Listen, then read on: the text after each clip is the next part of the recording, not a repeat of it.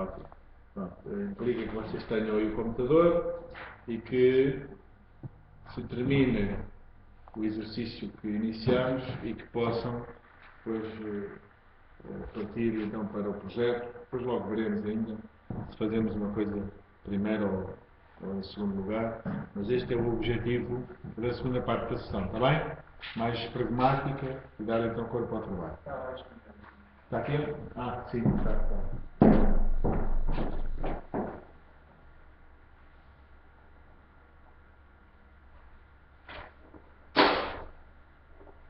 É assim.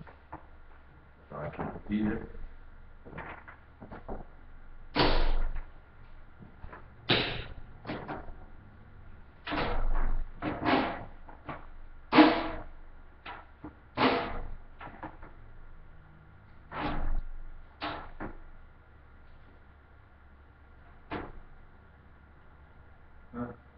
Tá bom, tá.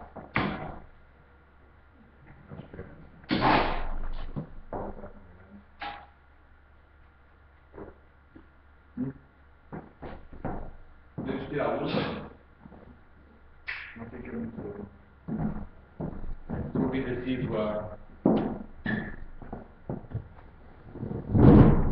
passar pelas brasas, não? Muito bem, então volto ao trabalho, não é? Cheios de vontade. Maravilha. Vamos a isto? Nós na última sessão, vejam lá, já foi em abril. Já estamos em maio, não é? Quase no fim do mês. E portanto, 11 de abril foi a nossa última sessão. Ainda se lembram do que é que falámos neste dia? Ou é assim tão distante? Ainda se lembram? O que é que nós falámos nesse dia?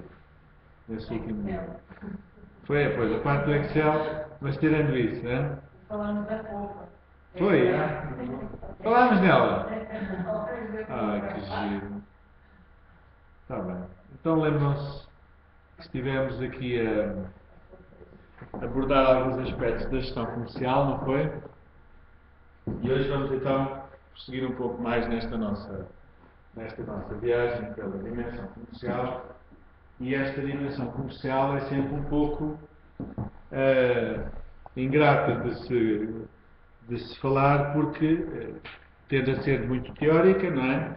Só passa a ser pragmática quando efetivamente pegarmos em alguma coisa em concreto e conseguimos dar esta dimensão, não é?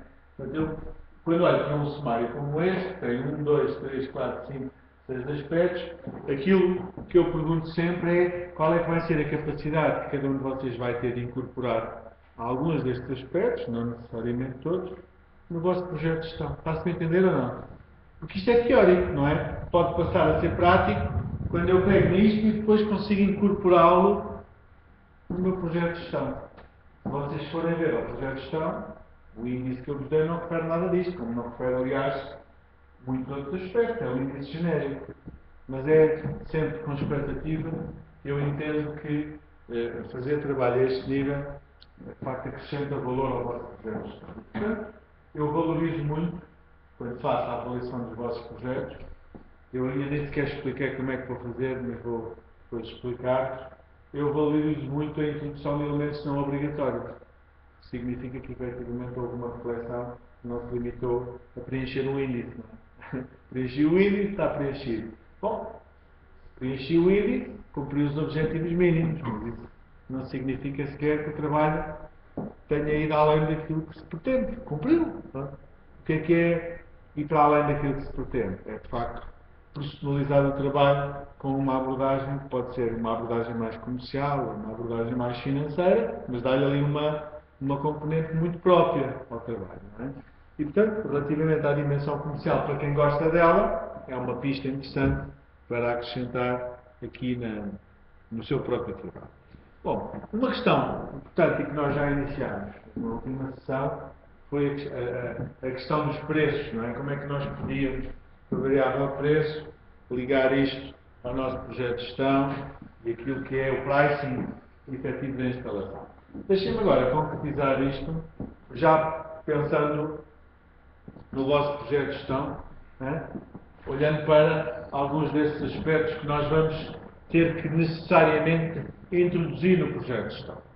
Vejamos, primeiro aspecto relativamente ao custo real do serviço. Né? Quando eu vos pedi, traga uma planta, as dimensões dos espaços esportivos, para quê?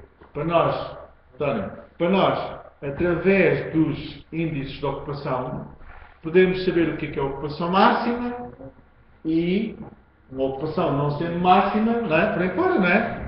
Zero até a ocupação máxima. E o que é que significa isso? Portanto, nós vamos ter que, forçosamente, trabalhar com cenários de risco. E o que é um cenário de risco? Muito simples. Vejam esta imagem. Eu faço o horário de ocupação da minha instalação, que eu digo, à segunda-feira vou ter estas atividades, à terça vou ter esta, à quarta vou ter esta, à quinta vou ter esta. Estou a pensar, por exemplo, nas aulas de grupo, não é? Vou ter o ginásio de musculação e cardio, ou a sala de musculação e cardio, aberta das tantas às tantas horas, e por isso, nesse período, vou ter X pessoas. Nas aulas, em função do espaço que eu tenho, eu posso ter Y de pessoas. Sim, mas vou trabalhar com o quê? Com a classe cheia, não é? Vou trabalhar como se tivesse tempo esgotado? É uma falácia, não é? Se eu construir uma projeto de gestão à volta de uma ocupação máxima em toda a minha oferta, isso era o ideal. Mas uma ocupação máxima será sempre um objetivo ideal. Nunca vai ser um objetivo real. Eu, para poder trabalhar ocupações reais, eu vou ter que, partindo da máxima, perceber quais são os cenários de risco com que eu vou trabalhar. Não é? Faz sentido ou não? Esses cenários de risco são tanto ou mais latos, consoante a experiência que eu tenha, consoante eu tenha ou não segurança sobre o trabalho que estou a fazer, se ele é muito empírico ou se ele assenta num conhecimento forte da realidade. Enfim, há ali fatores que eu não sei dizer quais são, não é? Temos que ir caso a caso, face à realidade, eu vou olhar e vou dizer assim, cheira-me a esturro. Pouca coisa já vi sobre este trabalho e está-me a trabalhar com taxas de ocupação destas. Isto não me cheira muito bem. Porquê?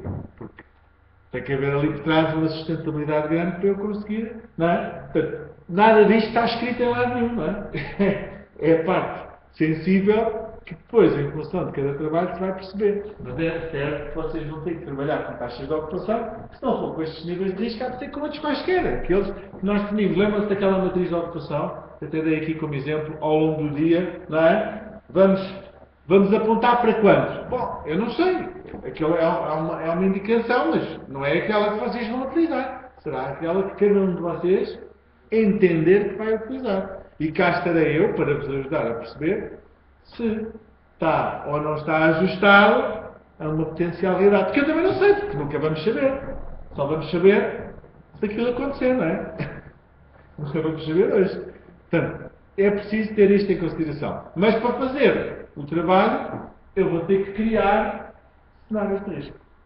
Esses cenários de risco não são uniformes. Eu não posso dizer, agora corro isto tudo a 50% de taxa de ocupação. Absurdo. Então não há aqui... o fator horário não influencia, as atividades não influenciam. Absurdo. Portanto, eu tenho que ir percebendo, não é? Ter a sensibilidade para perceber que na minha oferta o risco também diminui, aumenta consoante o período do dia, as atividades, etc. Está bem? Bom, portanto, isto é aquilo que vai fazer variar a receita e pouco a despesa. Ou seja, eu aqui estou a trabalhar a receita, não é? Também estou a trabalhar a despesa. Porquê? Porque o componente variável da despesa são os técnicos, não é? Se eu tiver mais aulas, terei mais despesa. Mas dentro das aulas que eu tenho, a despesa não vai variar muito. Pode variar um bocadinho o gasto. Há mais gente a tomar banho, com certeza que sim. Mas isso são aquelas chamadas variações que desprezíveis, que eu não vou ter em consideração nesta fase. Não é? Tenho mais pessoas a tomar banho, significa que vou gastar mais 2 euros de gás. Não sei quanto é que é nesta fase. Eu sei que um aumento de uma pessoa numa instalação minha significa 49 cêntimos a mais de gás por mês. Eu sei isso dá. Porquê? Porque eu tenho uma bateria de base de dados que permite saber que cada vez que me entram 100 pessoas eu gasto a mais de gás isto, de eletricidade aquilo e de água aquilo. Portanto, eu consigo extrapolar, vocês não conseguem. Portanto, vamos trabalhar sem essa variação variável. Agora, a variação de técnicos já não é assim tão desprezível, não é? Porque se eu aumento a oferta de aulas, vou precisar de mais recursos humanos. E os recursos humanos têm um peso brutal na estrutura de custos. Depois, se aquela é a oferta, se eu tenho mais ou menos pessoas, isso já não me vai fazer variar a despesa. É aquela despesa. Portanto, vamos trabalhar aqui, não é?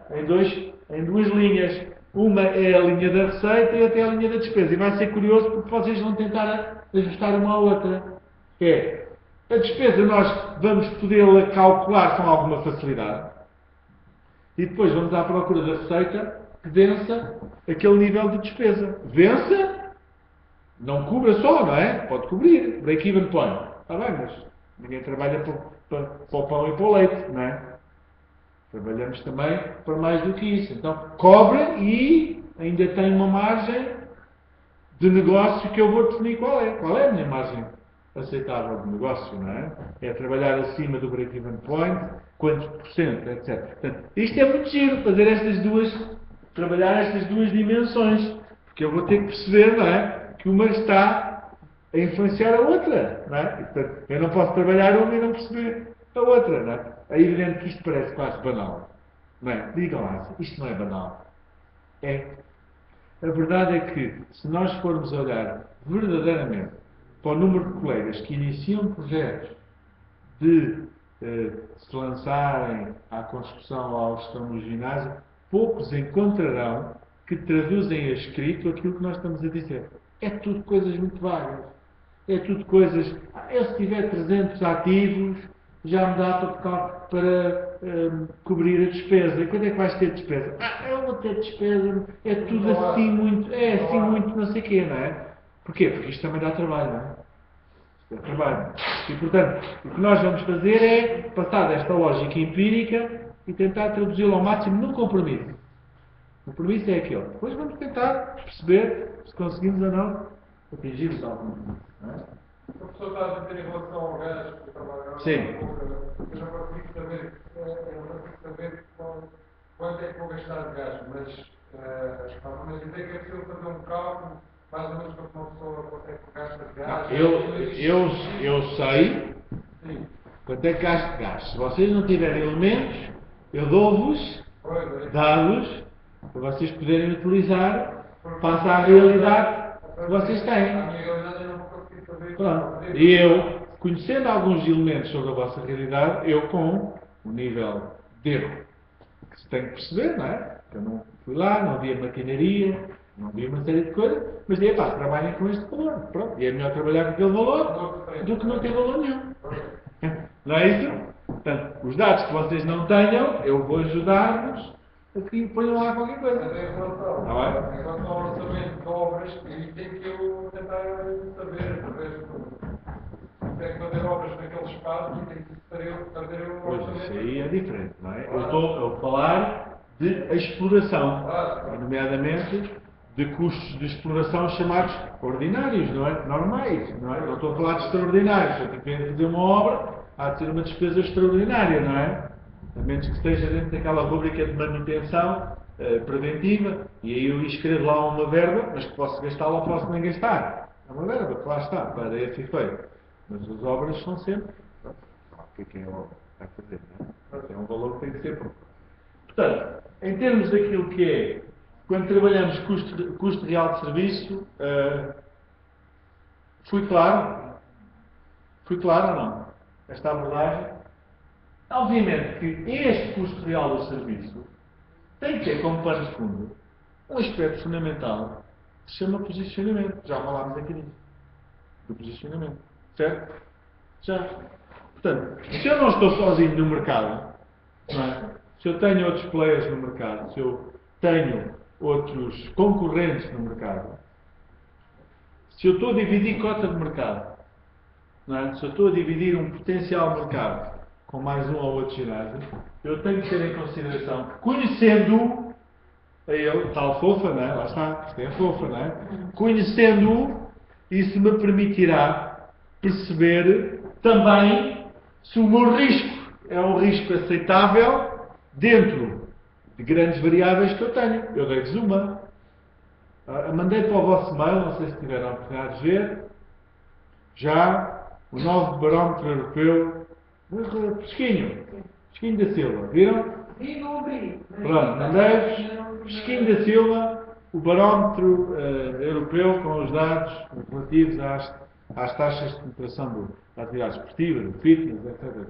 Bom, quando eu falo de mercado, se eu tiver a dividir esse mercado com vários outros players, eu tenho que perceber, eu não posso ter só eu uma taxa de ocupação prevista que seja igual à taxa de penetração total quando eu estou a dividir cota de mercado. Faço-me entender ou não? Isto esta linguagem que eu estou a utilizar é uma espécie de revisões, não é? Eu estou a utilizar a linguagem que já utilizei. Lembram-se quando eu disse assim? Quando eu disse assim? Sim, também eu percebi. Lembram-se? Quando eu fiz um boneco, não é? Digo, eu sou este. Eu tenho aqui uma taxa de variação, que é esta. Mas,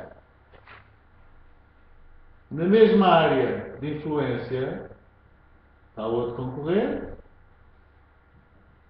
e está outro concorrente. Há aqui franjas, não é? Há aqui franjas que eu estou a dividir mercado com outros. Não é isto? Portanto, se aqui, vamos imaginar, são 10 mil pessoas, eu não posso pensar que todas estas pessoas estão apenas influenciadas por mim. Provavelmente podem estar mais ou menos influenciadas por mim consoante aquilo que eu conheço dos outros, o posicionamento que eu tenha. Posso estar a trabalhar não para os 10 mil, mas ser o único que trabalha para 2 mil que se representam um determinado segmento de mercado. Então aí, provavelmente os outros vão ter franjas colaterais desprezíveis de influência sobre esses 2 mil e eu irei ser o forte influenciador desses 2 mil. Quando eu me posiciono, no caso dos ginásios femininos, não é?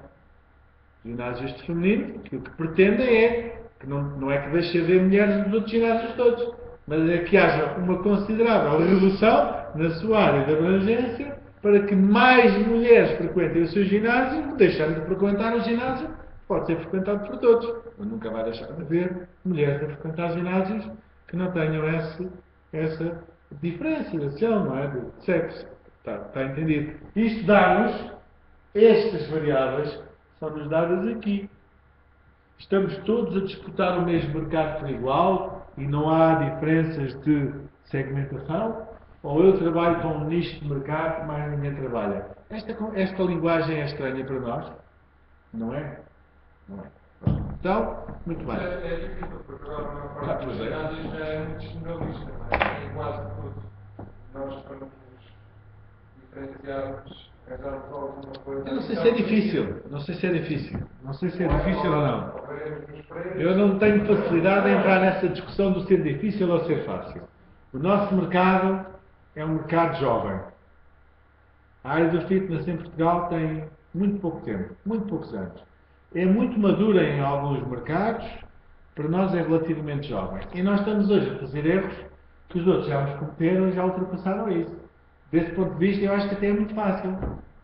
É aprender com os erros dos outros, ver o que é que os outros andam a fazer e não é? Portanto, por um lado até é vantajoso estarmos atrás. Podemos olhar para aquilo que os outros fizeram de errado e tentar corrigir, não é? Portanto, não sei se é difícil. Não entro por aí, porque fácil ou difícil é um discurso que não é assim muito, enfim, muito técnico. A construção da sensibilidade ao preço. É? Quando se fala de sensibilidade, fala-se de uma variável altamente subjetiva, tem precisamente a ver depois com aquilo que é a explicitação do que é que vai ser os cenários e as propostas efetivas de preços. Eu, por exemplo, agora, o que é que foi que eu vi agora? Vi agora um ginásio num jornal. Eu não vi um ginásio no jornal há muito tempo. Por acaso podia ter guardado e não guardei. Até são capazes de ter visto. Um ginásio qualquer que vai abrir agora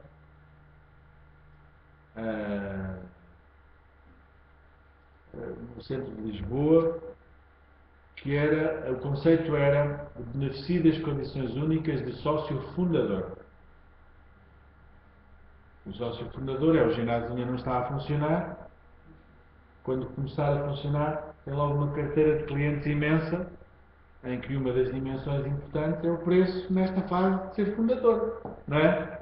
E, portanto, não estamos a inventar a pólvora, isto é básico. Mas achei curioso foi a comunicação em volta daquilo que é o sócio fundador. Hein? Eu tenho um cartão de sócio fundador para ver aquela dimensão marca, não é? Interessante. Portanto, por acaso tive pena não viram isso, não. É o PAN, isso mesmo. É isso mesmo.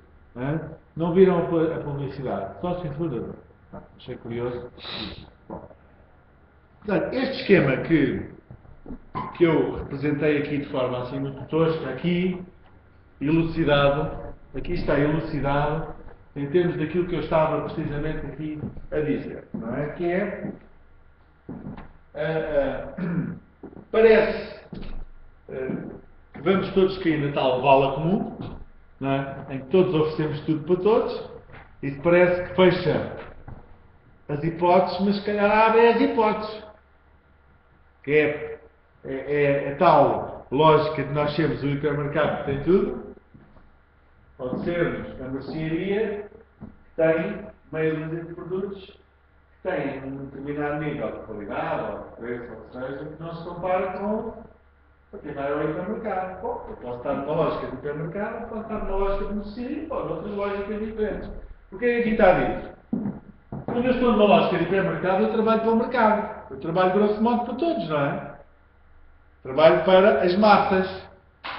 Quando eu entro na lógica do posicionamento, daquilo que é a avaliação dos meus concorrentes, etc., eu começo a deixar esta lógica de parte do mercado e começo a perceber que, afinal, este mercado pode ser segmentado.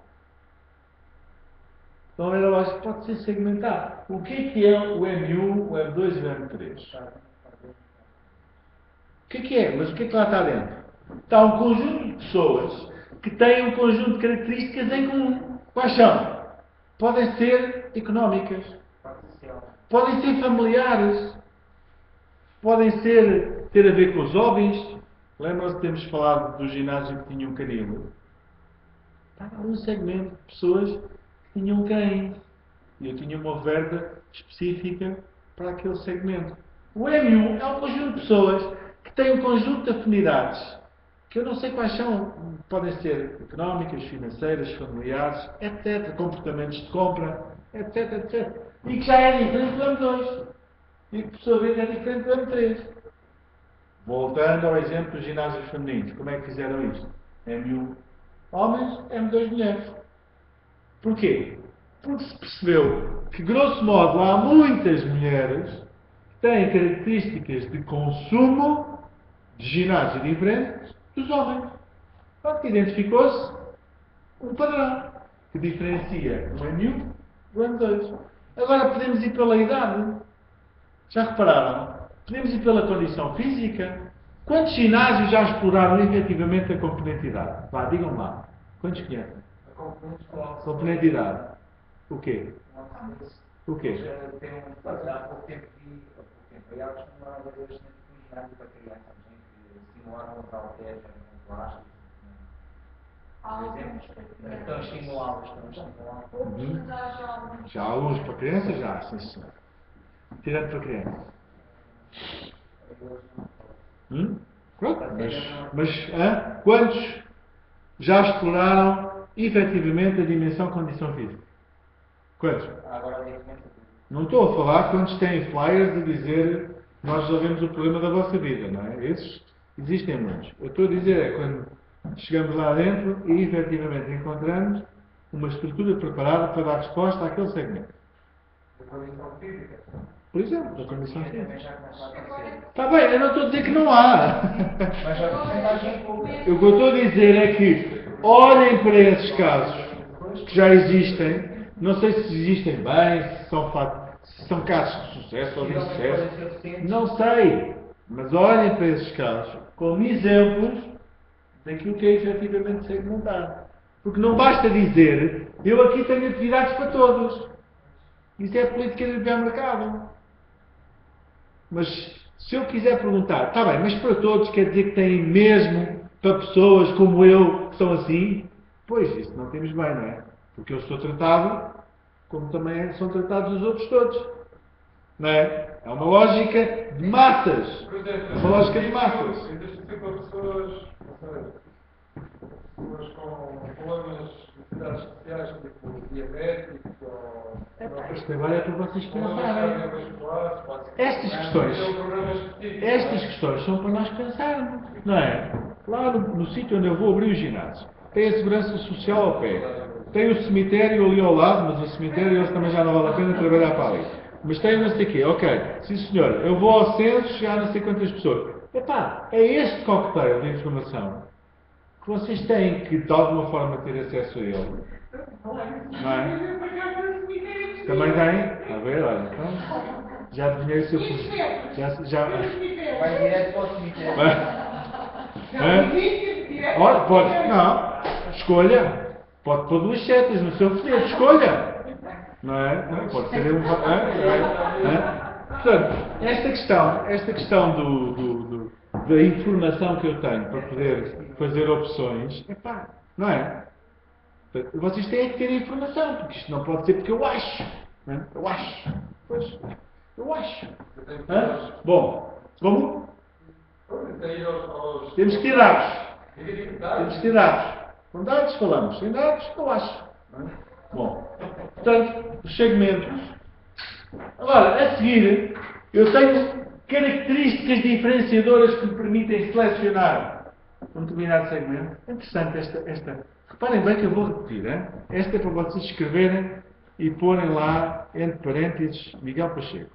Eu tenho características diferenciadoras que me permitam optar por um determinado segmento. Isto é muito importante o que eu estou a dizer. Isto é cheio de substratos. Porque significa que eu sou capaz de perceber o que é que realmente é importante para aquele segmento. O que é que realmente é importante para aquele segmento? É ter acompanhamento médico? Pois bem, eu sou o único ginásio que efetivamente oferece acompanhamento médico incorporado neste serviço. Então isto não é um fator diferenciador para aquele segmento? É ou não é? Não sei. Estou agora a dar o exemplo que eu nem concretizei. Mas é esta dimensão, não é? De diferenciação que eu posso incorporar para dizer assim, então eu vou apostar neste segmento, porque eu efetivamente vou ser o melhor no meu segmento. Ou neste segmento. Ou não. Ou não. Ou então eu posso ter uma política, volto a dizer, generalista, em que eu digo, não, eu vou comer M1, M2 e M3, vou trabalhar para todos. Então, e pode ser essa a opção. Eu não estou a criticar nenhuma opção. São opções. Aqui está demonstrado que eu vou ter que ter características diferenciadoras para poder optar por um determinado segmento. Como é que eu potencio depois chamar todos os 2.000 e não os 10.000? Estão a ver aqui a lógica? A mim, pois, eu aqui vou utilizar a comunicação. Vou utilizar o marketing, não é? Já falámos. Para quê? Para potenciar aquilo que até aqui são potenciais clientes, transformá-lo em clientes. E se tudo correr bem, quando eu vou olhar para a minha carteira de clientes, eu vou ver que grande parte deles, efetivamente, são clientes que representam o segmento com o qual eu me especializei. E provavelmente até vou ter ganhos colaterais de outros segmentos que, não sendo exatamente os segmentos para os quais eu trabalho, que não vão deixar também de ser clientes, por questões de proximidade, por questões de afinidade com o M2. Este M1 é meu cliente porque tem afinidade com o M2. Marido e mulher. Ou este M3 é cliente porque o ginásio é à frente da casa dele. Não tem nada a ver com o resto. É porque é próximo. Certo? Mas, grande parte dos clientes representam aquele segmento. Isto é que é a ideia importante que nós temos que ter.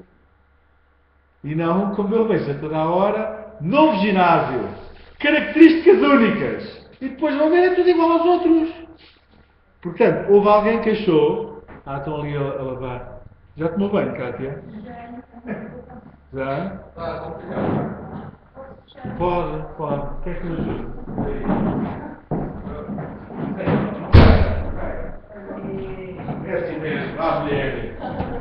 é do Norte. Não é do Norte? Pois, podia ser. Agora perdi-me com esta... Vamos falar dos ginásios diferentes. Parecem cogumelos. São todos diferentes uns dos outros. Não conseguem ver as diferenças. Eles são todos iguaizinhos, não é? Parecem tudo a mesma coisa. Portanto, a questão é, efetivamente, eu identifico-me com isto ou não? Se eu me identifico com isto, eu tenho que trabalhar para ver como é que isto representa. Se eu não me identifico com isto, eu trabalho para o mercado. O que é o mercado? Eu abro as portas, ofereço tudo a todos e pronto. E vou esperar que os vença pelo número. Vou ter mais que o outro. Pode ser, não é? Pode ser essa a abordagem. Eu não estou a dizer que isto está errado. Estou a dizer que é uma abordagem diferente. Eu acredito, com toda a minha sinceridade, que na era da personalização, em que todos nós podemos chegar a uma casa de ténis desportivos e vermos 40 modelos da Nike, 50 modelos da Adidas, 60 modelos da Reebok. Ainda ontem eu estive na Decathlon e na Sport Zone a fazer alguns registros técnicos para mim e continuam a crescer as ofertas em todos os produtos desportivos. O número de produtos que existe numa determinada gama e numa determinada linha de produtos cada vez é maior. Faz-me entender? E é maior porquê? Porque as empresas gostam de gastar dinheiro em prateleira? Não. Porque as empresas estão apostadas em personalizar cada vez mais as suas ofertas para que a pessoa diga: eu tenho uns óculos de natação que são especiais para mim, não é? Sou eu que os tenho, não é? Aqueles óculos. Portanto, eu encontro 300 mil modelos de tudo e mais alguma coisa. Eu acredito que é por aí que, efetivamente, nós podemos ter uma possível solução, que é não trabalharmos no granel, mas nos especializarmos em determinados segmentos, em determinados serviços. Está bem? Portanto, é esta abordagem que eu vos queria transmitir. Quando segmenta, eu não vou falar disto, os critérios de segmentação são inúmeros, não é? Quer dizer, são inúmeros. Os critérios de segmentação são inúmeros. Mas se nós olharmos para aqui, já temos aqui pistas interessantes para nós podermos trabalhar, não é? Só olhando para aqui. Isto é o básico, o elementar. Podíamos ter ali pistas interessantes para podermos, enfim, trabalhar. Mas, como disse, não vou fechar-me aqui. Oi?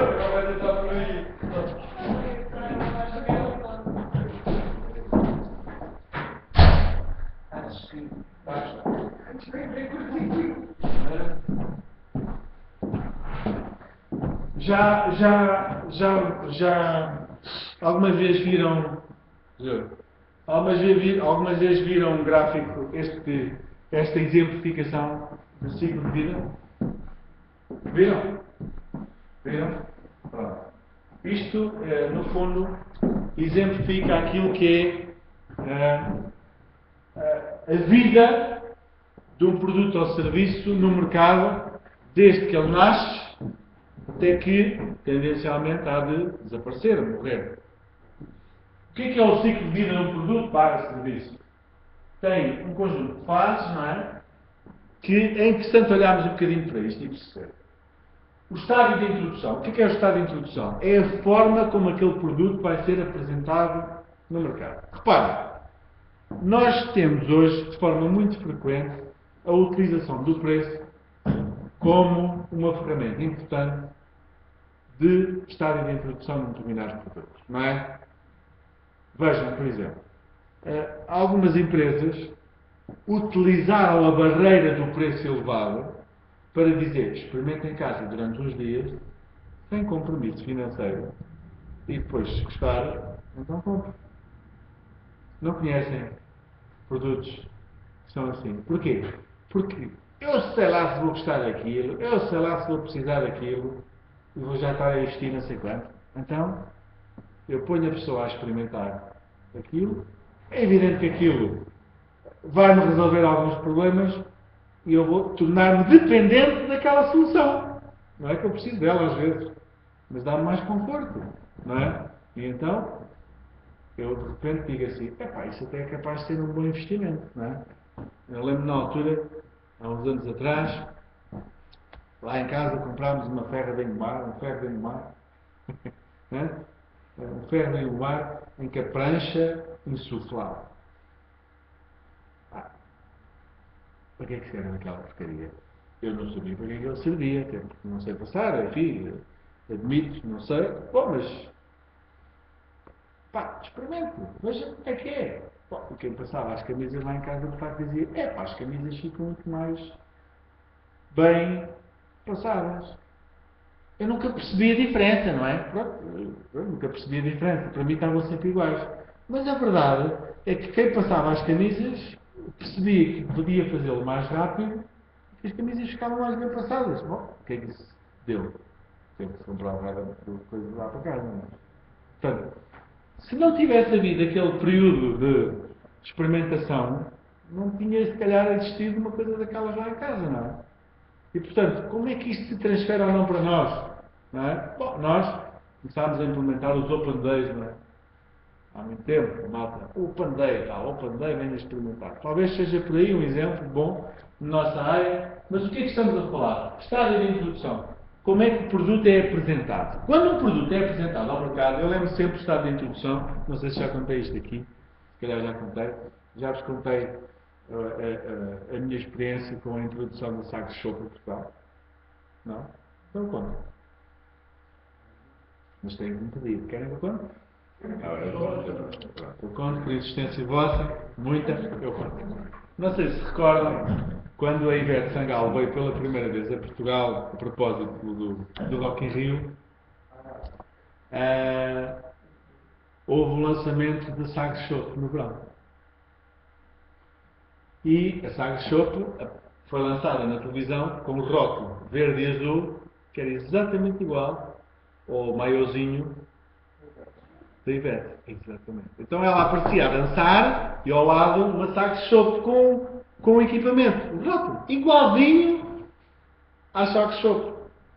Qual é que foi o meu impulso imediato no dia a seguir? Beber uma Sagres Shop. Claro. O óbvio, não é? Porquê? Porque fui estimulado, digamos assim, a consumir aquela bebida. Porquê? Por causa do sabor. Eu sabia lá qual era o sabor. Teve a ver com a forma como aquela cerveja foi introduzida. É evidente que aquilo não prestava. Vocês chegaram a provar aquilo. Aquilo era xarope. Eu tenho lá 3 para insertar só para fazer negócio. Já recebi algumas licitações. Lá 3. Só vi uma, tenho lá 3 ainda. Não presta. Bom, mas tenho lá o rótulozinho espetacular. Daquela... E portanto, a fase de introdução, a forma como o produto é introduzido, se ele é bem introduzido ou se ele tem sucesso, ele cresce, não é? Ele cresce. É o estado de crescimento do produto. Muitos produtos morrem e nós nunca os vimos. Aliás, os produtos que vão para o mercado, muitas vezes, já são filtrados em pré-teste e vem para o mercado um em cada 3 produtos. Há produtos que nós nem nunca foram falhados. Foram testados. Aquelas pessoas que controlam, aqueles grupos que fazem o teste dos produtos e tal, rejeitaram e eles nunca vingaram, não é? Nós nem sabemos disto, mas acontece em muitos produtos, não é? Portanto, mas se correr bem, ele cresce. E ao crescer, vai haver um momento, que eu não sei qual é, em que ele... O que é que vai acontecer ao produto? Vai entrar na chamada fase de maturidade, estádio de maturidade. O que é o estádio de maturidade? É o estado em que parece que aquilo já não vai mais. Não é? Estabilizou em vendas ou em número de consumidores. Estabilizou. E depois de uma fase de estabilidade, vem sempre o declínio. Não sabemos se é imediato, se é passado por um tempo, mas vem sempre. E quando estamos numa fase de maturidade, por sabermos que vem o declínio, o que é que nós temos? Temos o chamado estádio crítico, ou ponto crítico de decisão.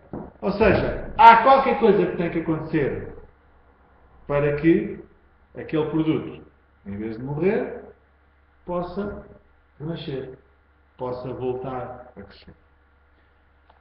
Há muitos exemplos de mercado interessantes que nós podemos dar. E o que eu me lembro sempre, de forma mais, se calhar, até mais democrática, porque pelo menos os homens desta casa o conhecem bem, são os laminas de barbear. Talvez vocês também ainda se recordem Né? Aqui a malta já fez a barba, já. Talvez alguns, né? Talvez as meninas nunca tenham feito, mas é uma boa experiência. Podem tentar. Sou ainda, enfim, recordo-me fazer a minha barba com a Gillette só com uma lâmina. Recordo-me disso? Sim, é para há uns aninhos. Bico. Malta fazia, bico. Aquilo cortava bem a barba. Não conhecia outra, não é? O que eu conhecia com a alternativa era a lâmina que o meu avô utilizava. Eu só de ver aquilo fazia-me uma agonia, não é? Portanto, qualquer coisa que fosse melhor era muito boa, não é? Já eu fazia a barba muito confortavelmente, com os cortinhos à mistura e tal, e de repente aparece uma lâmina de barbear com 2 lâminas. Uau! 2. Então a filosofia era: uma lâmina levanta o pelo, a outra dá-lhe uma naifada. Boa, gostei, fui comprar. Certo ou não? Então, a outra não dava naifada nenhuma primeiro.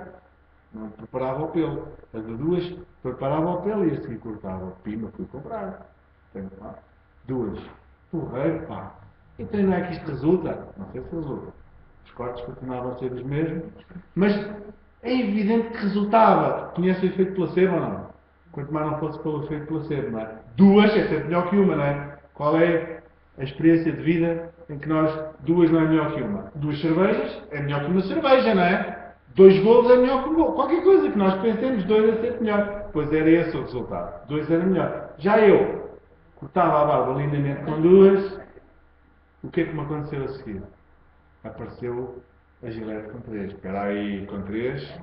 Esta é de campeão. Então, uma preparava o pelo, a segunda levantava e a terceira cortava. Epá, tenho que comprar isto. Pimba, fui comprar. Então não é que é mesmo verdade. Bom, todos nós sabemos que isto caminhou a história, não foi? Já vai nos 5, com vibrador e gel. Certo ou não? Pois é. Agora, o que é que nós vimos? Vimos o efeito da canibalização. Já ouviram falar neste termo?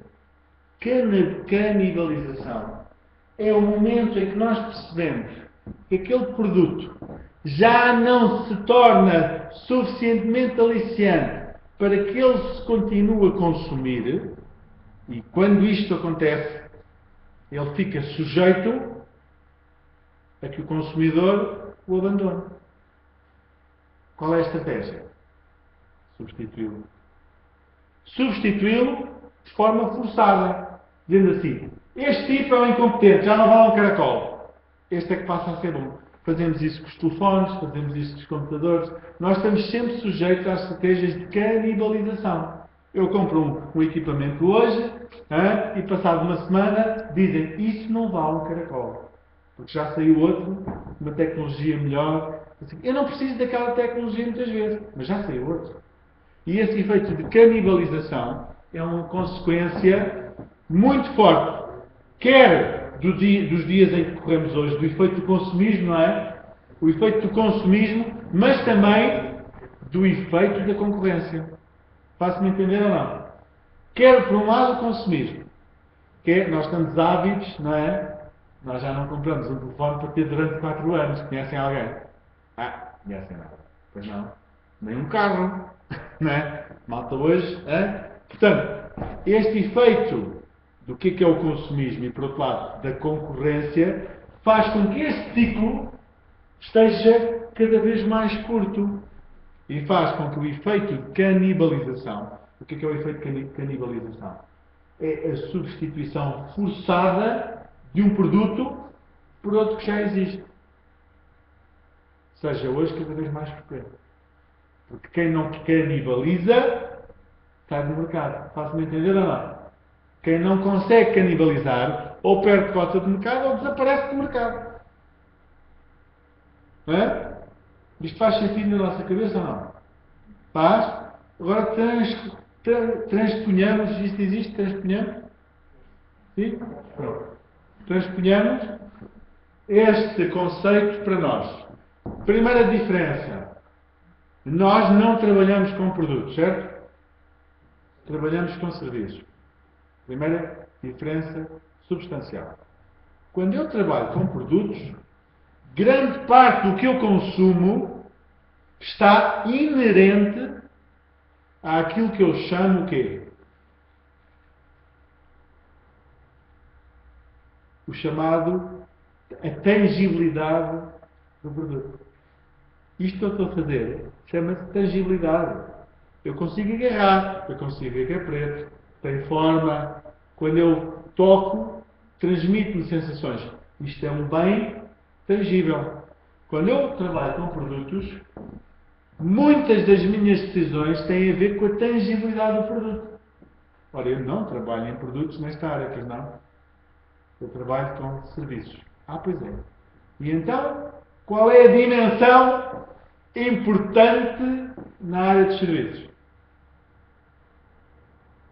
Eu não tenho tangibilidade, tenho o quê? É uma boa pergunta, não é? Em termos de conceito, tenho intangibilidade, claro. Isso aí, não tem tangibilidade, tenho intangibilidade. Então, e o que é que se releva na intangibilidade? O que é que se releva? Nos produtos, é a cor, é a forma, certo? Estamos todos de acordo ou não? Bem, nos serviços. Estamos a falar de intangibilidade. O que é que se releva? Não é? É uma boa pergunta, não é? O que é que nós relevamos? Bom, há uma coisa que nós sabemos. Eu não vou responder a esta pergunta, nós vamos respondendo a esta pergunta. Mas há uma coisa que nós sabemos, que é, quando eu compro um produto, a influência de quem me vende o produto pode, em alguns casos, ser desprezível. Concordam? Pode ser desprezível. Se for comprar um telemóvel, já vi a revista, já sei que cores é que há, já sei quais são as funcionalidades, não é? Vou lá e pouca influência, não é? Mas quando eu parto para a lógica dos serviços, o que é que eu tenho? Uma grande influência em quem me realmente presta o serviço. Porque é ele que vai incorporar. Porque o que é musculação e cardio? É potencialmente sempre igual para todos, não é? Mas a verdade é que nós sabemos que não é. O que é um telemóvel Nokia? C200 e não sei o quê. É sempre um telemóvel Nokia C200 e não sei o quê. Independentemente de ser vendido em Faro, em Lisboa, no Porto ou em Xangai. É sempre igual. Mas o que é a musculação e o cardio? É muito de quem está efetivamente a prestar aquele serviço. Ou seja, quando estamos a falar de intangibilidade, a dimensão humana ganha uma força completamente diferente do que ganha quando estamos a falar de produtos. Aceitam este princípio como verdade ou não? Pergunto. Aceitam este princípio como verdadeiro? Então o que é que nós estamos a dizer na prática?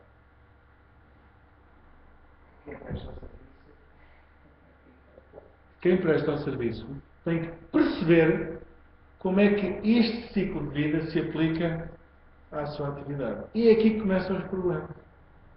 Querem ver porque é que começam os problemas?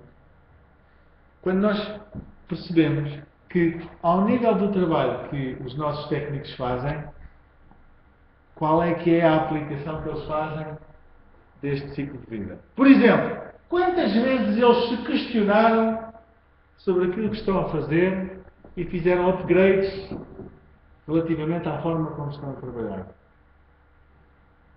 Isto eu não estou a dizer que não há, eu estou a levantar questões. Quantas vezes eles decidiram, ao longo de uma época desportiva, introduzir momentos que marcassem, digamos, uma alteração substancial naquilo que é o serviço que estão a prestar? Quantas vezes é que fizeram sentir aos seus clientes que não estão a fazer permanentemente mais do mesmo? Faço-me entender o que eu estou a dizer ou não? Estas questões têm a ver com aquilo que acontece quando lemos aqui o ciclo de vida. Sabem porquê? Porque se nós agora esquecermos o que está ali em cima, o ciclo de vida do produto, e olharmos para o ciclo de vida de motivação do cliente na prática desportiva, vamos ver uma curva muito idêntica. Querem ver? Algumas alterações, mas muito idênticas. Eu entro com alguma motivação, não entro? Entro. pode ser, já está acima de 0, não é? O 0 é aqui, eu quando entro já entro um bocadinho acima. Pode ser por recomendação médica, pode ser porque a minha amiga faz, eu também faço, pode ser, enfim, não é? Entro alguma motivação. E o que é que vai acontecer? Epá, aquilo é mesmo giro, não é? A nossa motivação cresce. O problema é que entre esta fase que a motivação cresce e a fase que a motivação cresce, sabem quanto é que vai? Quanto? Digam lá? 3 meses. Não é? Digamos que esta fase em que isto cresce e isto começa a decrescer é normalmente considerado como um período de 3 meses. Então, se nós sabemos isso, o que é que estamos a dizer? Estamos a dizer que ao longo destes períodos de 3 meses, o que é que tem que acontecer? Tem que acontecer que eu tenho que assumir que há pontos críticos de decisão antes desses 3 meses para que possa continuar a motivação daquele meu cliente, daquele meu praticante. O ideal é no mesmo mês, Não sei. Pelo menos antes dos 3 meses, mudar para o Ora, o que eu sei tecnicamente é isso que a Sofia está a dizer. Pelo menos antes dos 3 meses, do ponto de vista teórico, fazer qualquer coisa, não é? Não sei o que é agora, não é? Agora, vocês veem isto no mercado, por exemplo, agora até vou falar da concorrência em termos de formação, com os BTS. Conhecem? Os BTS. O que é o conceito do BTS? É isto. É isto que está aqui. Isto é o conceito do BTS. Certo ou não? Conhecem? Que é o quê?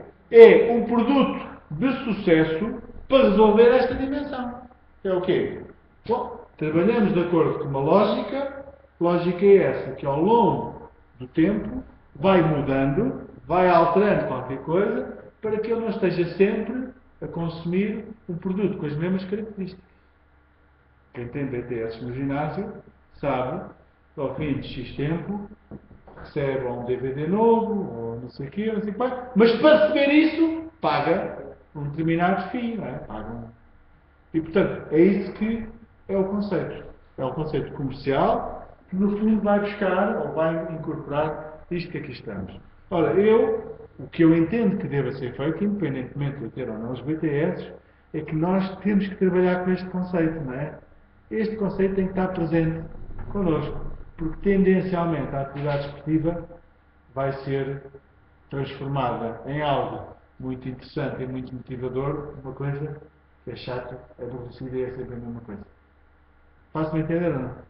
Porquê? Porque é isso mesmo. Porque para ela produzir resultados eu tenho que repetir, eu tenho que... Não é? Eu tenho que ir... Como é que são os princípios do treino? Quem é que é do treino? Princípios do treino. Vá, digam lá princípios do treino. Raquel? Repetição, regularidade, periodização. Ou seja, tem que fazer sempre muitas vezes a mesma coisa, não é? Não é o princípio do treino. Eu lembro quando era atleta, era isto que eu tinha que fazer. Tinha que treinar muito tempo, muitas séries, muitas vezes as mesmas séries. Pois, para eu evoluir. Portanto, a lógica do treino, que está por trás de todas as atividades, a lógica do treino, é uma lógica chata. E que ao longo do tempo não vai produzir motivação, pelo contrário, vai produzir desmotivação.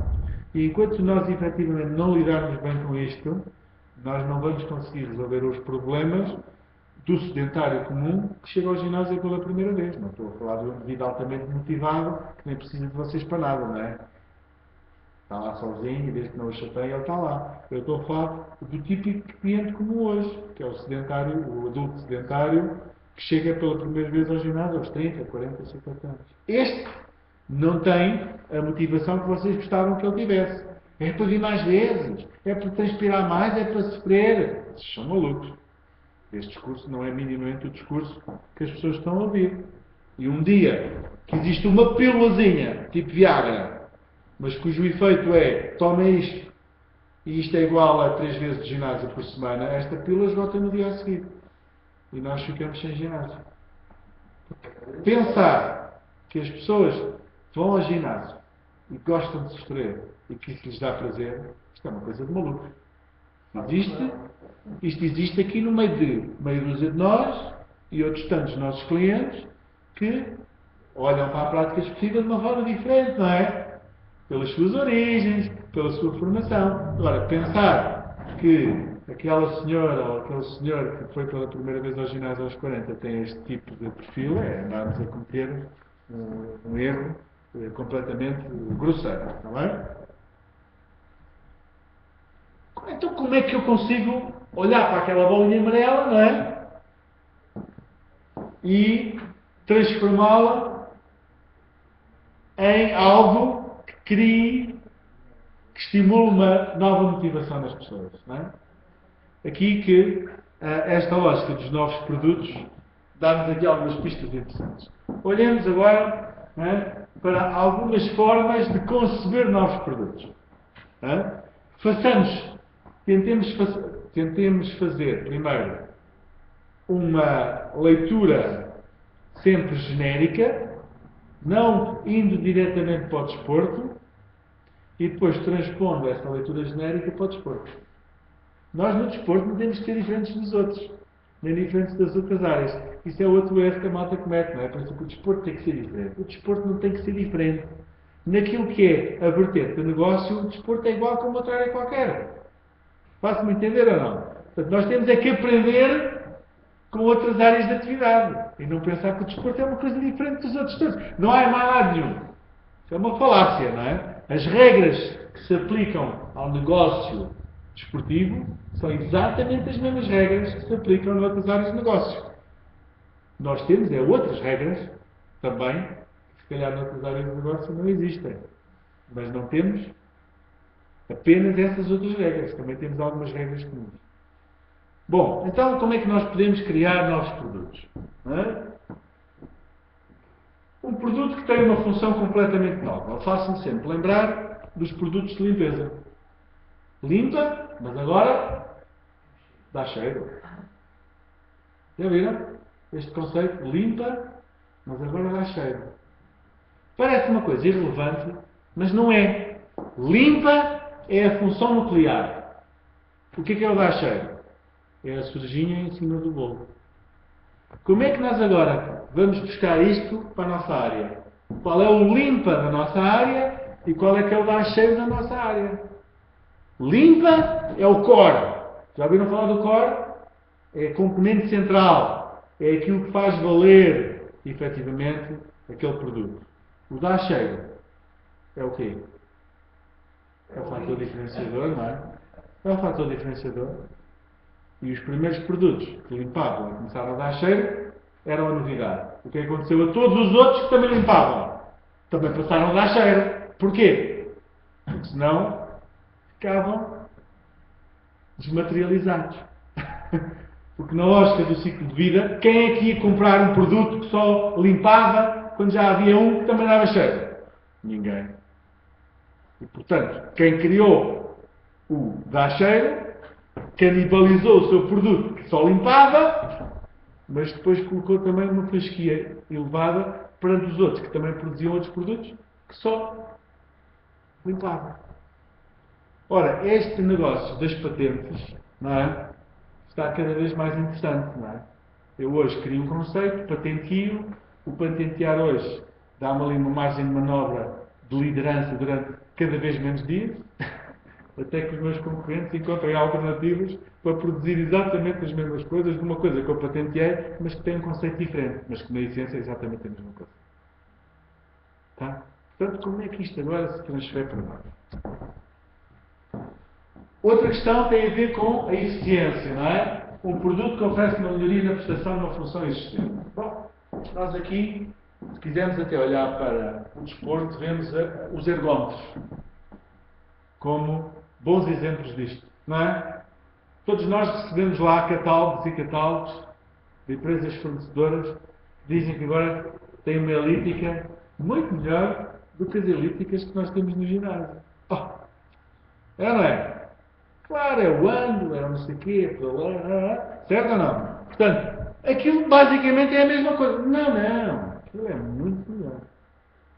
Portanto, há ali uma melhoria, não é? Há ali uma melhoria. E que às vezes, de facto, é visível. Quando digo isto, parece que estou a querer dizer que não é. Não, é de facto visível e comprovado, não é?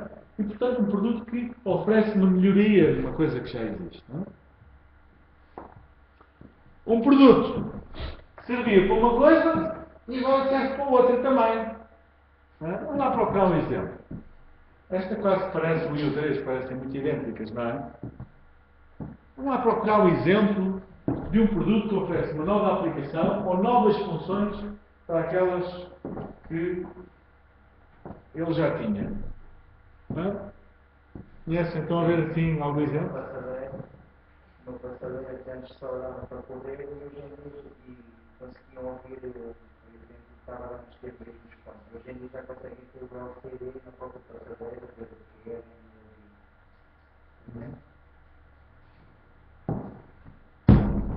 Mais.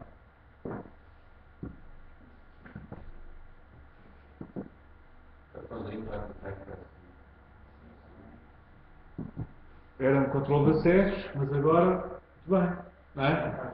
Também faz de... não é? Está bem? Portanto, estamos muito sempre ligados às tecnologias, não é? Esta componente está muito sempre ligado às tecnologias, não é? Ora, esta é uma variável que o mercado automóvel está há muito pouco tempo, é? Isto é uma realidade muito recente. Há quanto tempo é que a Mercedes tem classe A? Há muito poucos anos, não é? Há quanto tempo é que a Porsche começou também a produzir o... como é que ele se chama? Aquele de 4 lugares, o Cayenne, exatamente, não é? Há muito pouco tempo. Ou seja, um produto que existia para um determinado segmento e que por ter tanto valor nesse segmento a malta diz assim, então espera aí, se isto tem tanto valor neste segmento, eu vou começar a adaptá-lo e a oferecê-lo para outros segmentos. Isto consegue-se quando efetivamente aquele produto tem um grande valor acrescentado para o segmento a que se dirige.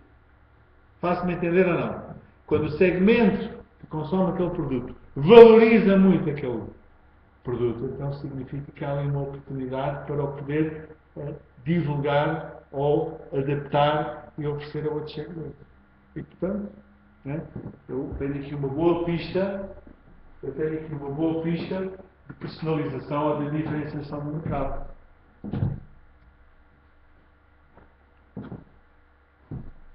Um produto em que a variável preço é colocada para atrair novos consumidores, e aqui lembro-me sempre dos low cost, não é? Já falo disto há muito tempo, antes não havia low cost, agora já se pode dar o exemplo, efetivamente, na nossa área, do que é o low cost. Mas já repararam que o conceito de low cost, para quem está por dentro disso, eu creio que até já falámos aqui, não é apenas uma lógica, o conceito em si de low cost, não é apenas uma lógica de redução do preço. É uma lógica de alteração completa do modelo de negócio. Pois, não sei se é ou não. Mas conhecem o modelo de gestão low cost? Não? Normalmente os ginásios a área é menor, não é? Não vá por aí, não vá por aí. Não vá por aí. Como é que é? Qual é a grande alteração que vocês podem ver? Sim, mas como? Qual é a grande alteração em termos de negócio que vocês veem? Como? Mas como? Certo, mas vocês sabem o que está por trás daquilo? Mas vocês sabem o que está por trás daquilo? Não sabem, pois não. Alguns se calhar não sabem. O que é que acontece a um ginásio normal? Contrata os seus técnicos. Não, contratam os seus técnicos. Não é? Contratam os seus técnicos para estarem ali. O conceito low cost não é este. O conceito low cost é, meus amigos, eu tenho aqui 1000 pessoas que vêm ao ginásio. Que vêm atraídos pelo preço e tal, não sei o quê.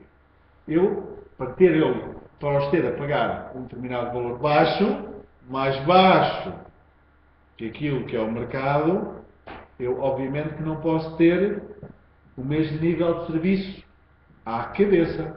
E portanto vou-vos deixar espaço para desenvolver a vossa atividade. Que aqui não há acompanhamento, a não ser o indispensável para garantir a segurança dos praticantes. Vocês querem tirar proveito desta minha carteira de clientes? Então digam-me quanto é que estão dispostos a pagar. E entramos numa lógica de leilão, não é? Em que o próprio técnico deixou de ser contratado pelo ginásio e passa ele a ter que pagar uma renda para poder ter acesso ao ginásio e, a partir daí, tentar arranjar a sua própria carteira de clientes. Porque é variável, não existe um teto. O cliente paga lá os 18 ou 20 ou não sei que euros por mês e depois o PT vai tentar que ele, para além desse valor, ainda lhe compre umas sessõezinhas de personal trainer. Aquela abordagem de negócio é completamente diferente. Vocês já viram? Não é redução de preço, não é nada disso. Porquê? Já viram bem? Quando falávamos há bocadinho. Espera aí. Este é que é o conceito. Agora há muitos ginásios que também chamam low class, mas na essência estão exatamente a funcionar da mesma maneira, só que baixaram o preço. Não é? Isso é outra coisa, não é? Mas o conceito do negócio é este. Se vocês repararem há bocadinho, quando estávamos a falar dos bens tangíveis e intangíveis, o que é que nós dissemos? Que quando havia bens tangíveis, a componente de serviço, quem prestava, de quem comprava, de quem vendia, era relativamente irrelevante. Quando estamos a falar de bens intangíveis, qual é a componente mais forte? Pronto, está aí a explicação como é que se desenvolve o modelo low cost. Então isola-se essa componente e diz assim: como eu não consigo controlar a qualidade dos meus técnicos, e ainda por cima os técnicos representam 40% ou 50% do meu custo, então espera aí, isto é muito forte para mim. Então vamos fazer ao contrário. Se os técnicos precisarem daquilo para viverem, eles vão se preocupar com a absoluta qualidade. Então eu retiro-me desse custo, isolo-me e agora altero as regras. Querem emprego, conquistem o vosso próprio emprego. Isto é muito agressivo, não é? E o que acontece em muitos ginásios que nós conhecemos e que eu conheço é que entraram 20 e hoje estão com 5 ou 6. Porque os outros 14 nem sequer ganhavam para pagar a renda. Como é que é? Mas já vou pagar ainda. Quando foi o leilão, houve 20 que compraram o acesso ao ginásio. Cada um pagou 250 euros. Vamos imaginar. Certo? Preços de mercado. 250, 300, 350. Pagou o acesso ao ginásio. O ginásio já está a faturar à cabeça, em vez de pagar aos técnicos, já está a faturar 250 vezes 20. Façam as contas, 1000 vezes 5, 5.000 euros. O ginásio, por ter técnicos, já está a receber 5.000 euros. Aqueles técnicos que eram em excesso, estavam a trabalhar em overbooking, não é? Depois entram numa lógica de concorrência normal, em que há uns que se conseguem aguentar, há outros que não e tal. Há sítios que começaram com 20 e hoje estão lá 5 ou 6. Porque os outros todos tiveram que se ir embora porque não ganhavam o suficiente para suportar as rendas que tinham. E há uns que estão lá, não sei quantas horas e tal, e entre o que recebem e o que pagam, levam 100 euros ou 150 euros para casa. Pois é. Eu não sei se isto é bom ou se é mau. Eu estou apenas a caracterizar um modelo de negócio. Não é? Eu estou apenas a caracterizar um modelo de negócio. E, portanto, é sem dúvida um exemplo. É que se isto pega, não é? Se isto pega moda, se isto pega moda, enfim. Eu por acaso não conheço ainda, não conheço, é mesmo por desconhecimento. Não conheço ainda qual é o nível de satisfação. Acho que ainda não há sequer nenhum trabalho feito sobre isso. Qual é o nível de satisfação? Clientes conheço, eles gostam das instalações. Não, as instalações são ótimas. Eu acho que já lhe Pois eu não conheço nenhum estudo ainda sobre. Nem sei se existem mais, se existem menos. Não conheço ainda nenhum estudo sobre isso. O ginásio que torna técnico um ginásio que o cliente paga e não tem lá ninguém. E depois é que pode solicitar um PT. Basicamente é mais ou menos isso. Por acaso estive em Inglaterra, estava uma semana num ginásio que trabalhava lá. Aquilo era tudo fechado, não estava lá ninguém, nem recepcionista. Nós escolhemos um código, era tipo uma entrada para o. Mas é que em Inglaterra não existe a lei que existe cá, não é? Atenção, é diferente. Vocês aqui precisam ter acompanhamento técnico permanente Se houver algum Com problema. certeza. Por isso é que. Não é? Não é só ver, é da lei. Tem que estar, não é? Portanto, A situação de colocar por isso é que o ginásio diz que naqueles horários, portanto, estão disponíveis para oferecerem, digamos, o árbitro. Não é? E, portanto, eles desta forma conseguem garantir pelo menos um PT terá, não é? Terá em todo o horário de funcionamento. Que eu, por acaso, não sei se tem depois. Porque não sei depois como é que é. Por exemplo, se é uma pergunta que eu também faço. Imaginem que num determinado horário que não é rentável nem sequer para um. E depois por isso é que eu estou a dizer, mas vamos imaginar que aquele horário que ficou comigo, eu chego à conclusão que não é rentável. Eu desisto. E se não houver mais ninguém lá, quem é que fica lá? Não, eles supostamente eles têm sempre alguém na sala de exercício. Pode ser uma pessoa. Mas isso tem a pessoa que está a fazer a recepção, não é? Tem um monitor, sala de exercício. É o portátil. É o portátil. Fazem salas, também estão aulas, não Mas é só um da. Eu mal gosto de fazer correções, mas não não é acompanhamento. Eu tenho que fazer uma avaliação.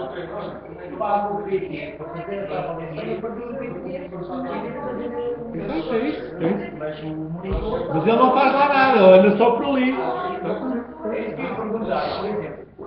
Olha só, desculpem lá, vamos só falar. Começamos por aí primeiro?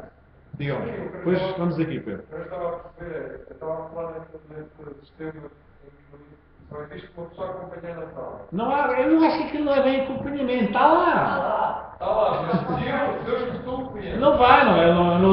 Você não se pode dirigir a eles. Eu tenho dúvidas. Olha, professor. Não, eu acho que não.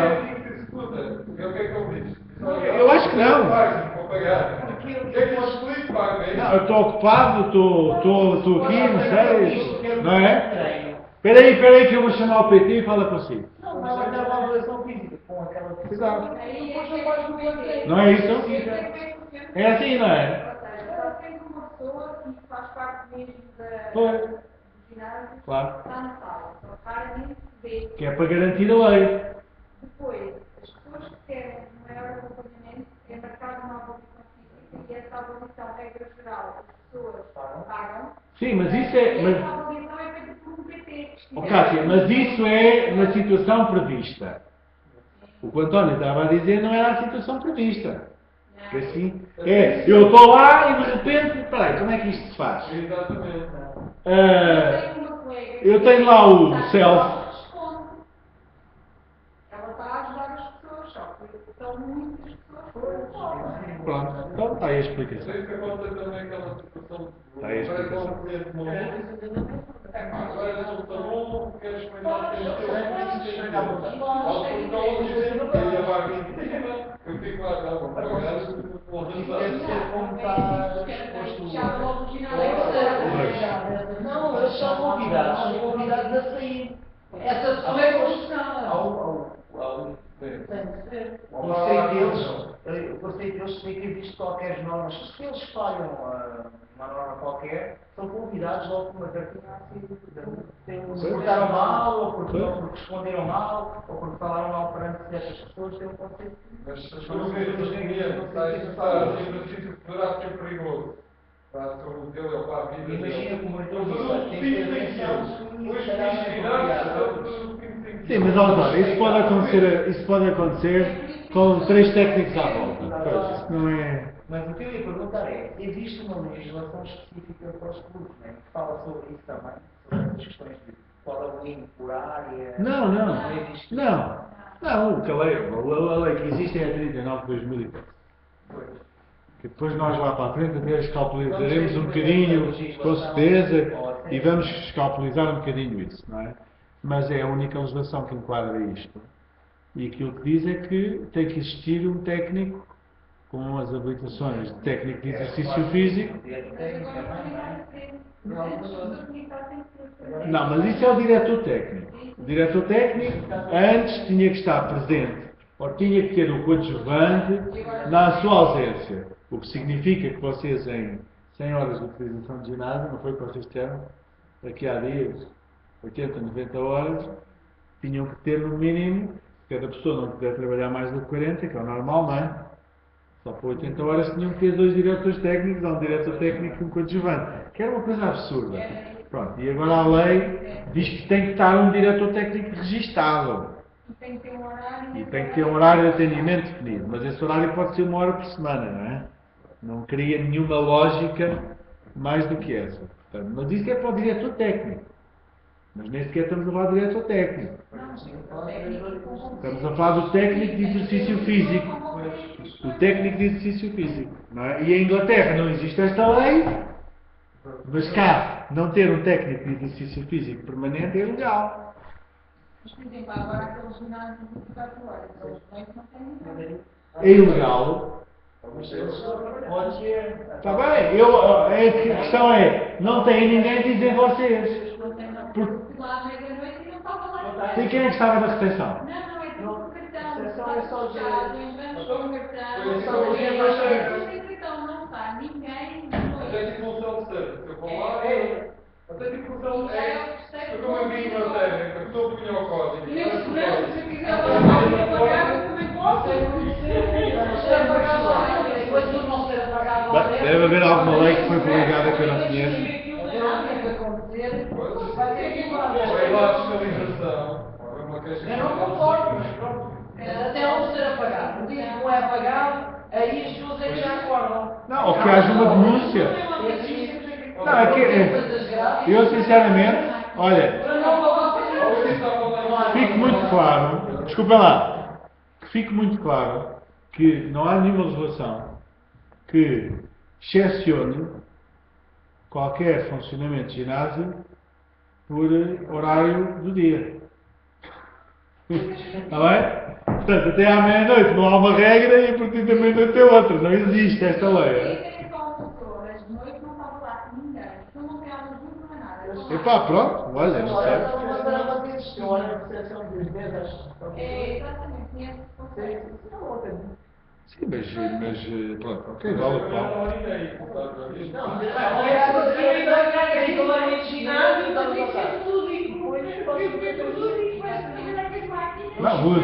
vos garanto que não é minimamente aceitável em termos da legislação que eu conheço.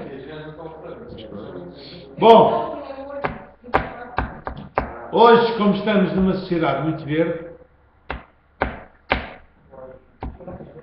está em causa ou está na moda tudo aquilo que nós podemos incorporar de sustentabilidade na nossa atividade. É interessante este conceito quando nós também o trazemos para o desporto. Não é? É muito interessante este conceito quando nós o trazemos para o desporto.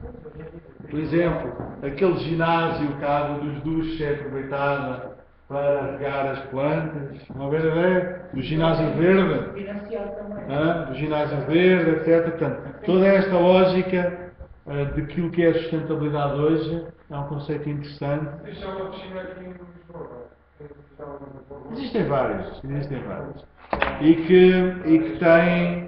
E que têm este selo de sustentabilidade por trás, não é?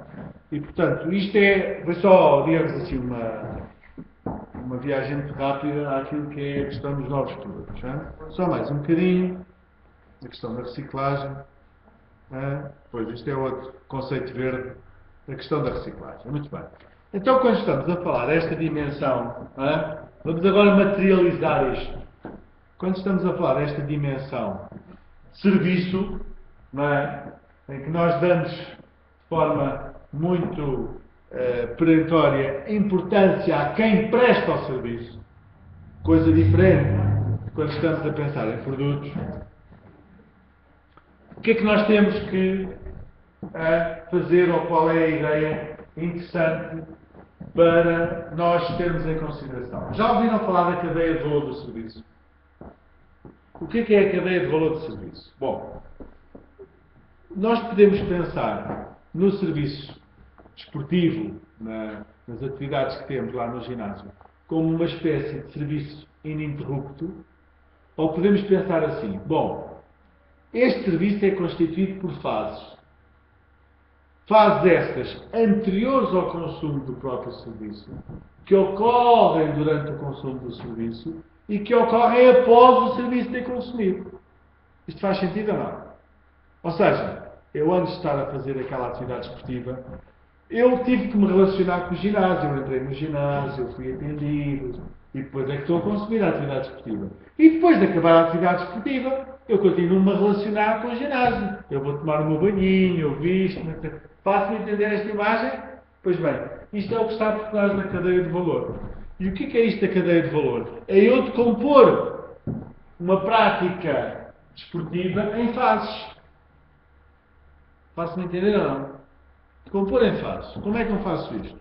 Bom, eu vou dar um exemplo a seguir e se eu decomponho o processo em fases, o que é que eu vou ter que identificar em relação a cada uma dessas fases? As variáveis de sucesso de cada uma destas fases. Isto continua a ser muito teórico. Está quase a passar à prática. Vamos perceber então o que é que significa isto e até ligar isto àquilo que nós hoje vemos muitas vezes associados à componente de avaliação de serviço, que são os tais questionários de avaliação da qualidade do serviço, etc. Então vejamos o exemplo.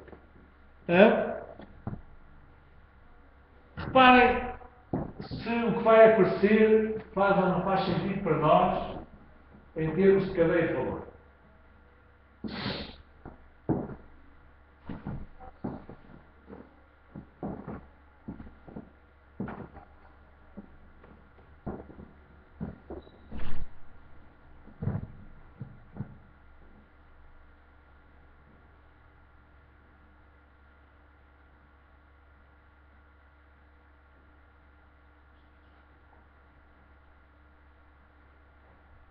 O que é que nós vimos ali representado? Cadeia de valor, não foi? Ou seja, vimos um exemplo, não tem que ser este, mas vimos um exemplo do que é dividir um determinado serviço desportivo em fases. E ao identificar estas fases, que são estas, que podiam ser outras, são aquelas que eu pus ali como exemplo, o que é que nós estamos a fazer? Estamos a, no fundo, dizer, se há uma fase, significa que a forma como o cliente vai ser atendido nessa fase influencia na qualidade do serviço final. Aquela fase em si influencia na qualidade total do serviço. Vamos dar o exemplo. Qual era a primeira fase que aparecia no circuito ali? Não era? Telefonar, não era? Então o que é que eu pego? Pego nesta fase, telefonar para a instalação. Então, se eu identifiquei esta fase, o que é que eu posso identificar a seguir? Fatores críticos de sucesso.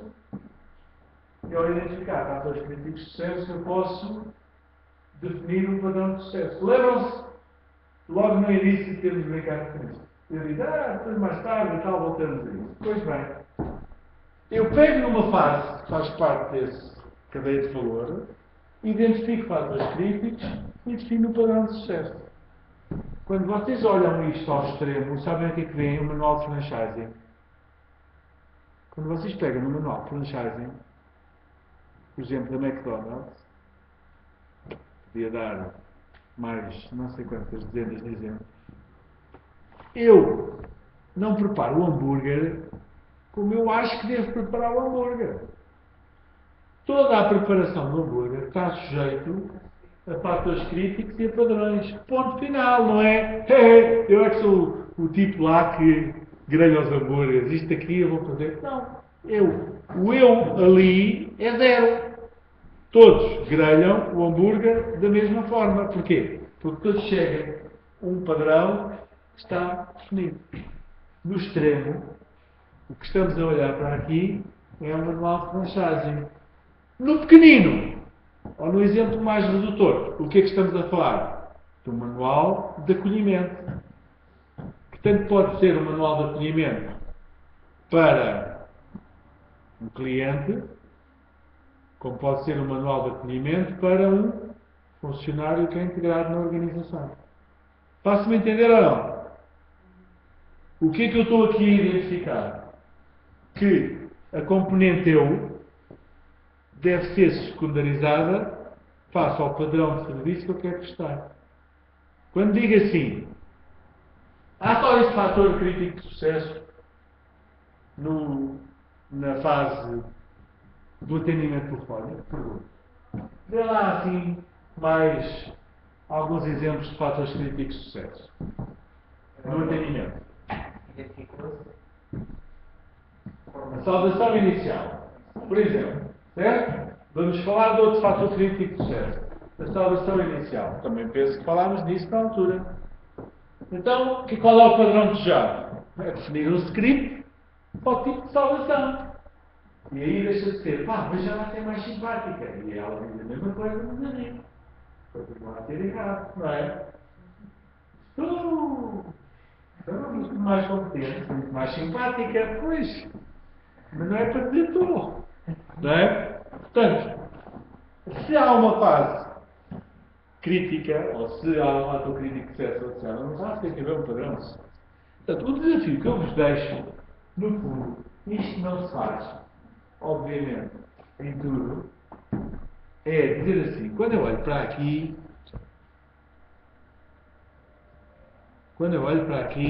o primeiro desafio, identificar a cadeia de valor que eu acho que é a mais adequada para mim. Não tem que ser esta, faz-me entender ou não? Eu vou identificar a cadeia de valor que eu acho que é a mais adequada para mim. E depois, dentro de cada uma das fases, vou dizer qual é a mais importante. Ok, começo por esta. E ao começar por esta, eu vou começar por identificar os fatores críticos de sucesso e os padrões. E isto serve para eu trabalhar com quem? Com as pessoas que estão relacionadas com essa função. Não é isso que eu faço? Então quem é que lida com o telefonema? É quem está na recepção. Ok? Então, eu vou trabalhar ao nível da recepção essa fase. Se eu olhar bem para isto, eu vou ter a possibilidade, inclusivamente, de ter um bom ponto de partida para uma coisa que nós falamos muitas vezes e temos dificuldades de concretizar, que é a avaliação de desempenho. A avaliação da produtividade. Não é uma coisa difícil. Nós estamos sempre a dizer que é muito difícil. Como é que nós fazemos a avaliação de produtividade e podemos até premiar, pagar a mais ou não pagar a mais em função do desempenho das pessoas? Não é uma coisa que consideramos sempre ser difícil fazer e concretizar. Porque em termos de princípio, se calhar todos concordamos, não é? Quem produz mais, em teoria, devia haver recompensado. Mas como é que isso depois se materializa em critérios justos? Pois bem, é uma ideia do trabalho. Faço-me entender? Percebem este exemplo que aqui está? Bom, não há dúvidas? Isto é muito teórico ou não? Então, o que é que eu ia propor que vocês fizessem? Nós já fizemos isto, não? Vocês lembram-se da primeira aula? Então é isso que eu gostava que vocês fizessem. Não repetir, mas se estiverem a primeira aula, escreveram ou não? Devem ter escrito, fizemos isto escrito, não é? Olhem lá para o que escreveram.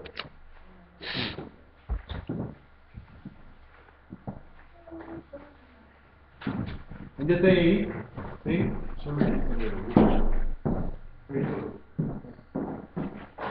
Mas eu não estava vendo ainda, pois não, já estava. Foi logo para aí na primeira, não foi? Eu acho que foi logo.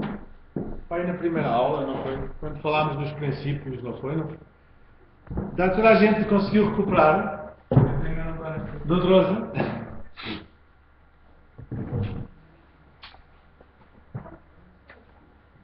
Lembram-se que quando falámos nisto, não enquadrámos isto em nada. Apareceu, não foi? Apareceu.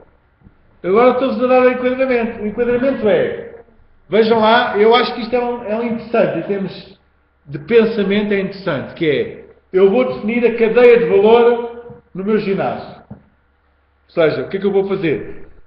Identificar as fases que eu considero críticas na prestação do meu serviço no meu ginásio. Primeiro desafio. Depois, se eu identifiquei as fases, o que é que eu tenho que identificar? Fatores críticos de sucesso. Isto dá-vos a oportunidade. Primeira ou segunda, foi? Boa, Carla. Isto dá-nos a oportunidade de envolver as pessoas que fazem isto, que trabalham isto. Faço-me entender ou não? Conseguem trazer as pessoas para a sua própria avaliação de desempenho. Porquê? Porque põem-nas a pensar connosco nisto. Então vamos lá pensar aqui. Muito bem. Atenimento. Então vamos lá aqui pensar. O que é uma fase? O que é uma fase crítica? Bom, não vamos falar com as pessoas o que é uma fase crítica, não é? O que é mais importante no atendimento? Ok, é isto. Ótimo, é isto. E nós vamos materializar essas questões naquilo que chamamos as dimensões críticas da prestação do serviço. E ao identificarmos uma dimensão crítica, o que é que temos que fazer a seguir? Definir um padrão. Que é a forma como queremos que aquela dimensão crítica seja desempenhada. Quando fazemos isto com todas as pessoas, pelo menos em relação a uma das funções que desempenham, estamos a trabalhar naquela lógica que eu vos disse já longínquamente no Management by Objectives. Gestão por objetivos. Lembram? Que eu disse assim, não vale a pena ter muitos. Comecemos com um. Aquele está consolidado, avançamos para o próximo. E até vos disse mais. Na gestão por objetivos havia 3 componentes. Uma era, em primeiro lugar, objetivos. Palavra mágica. Objetivos de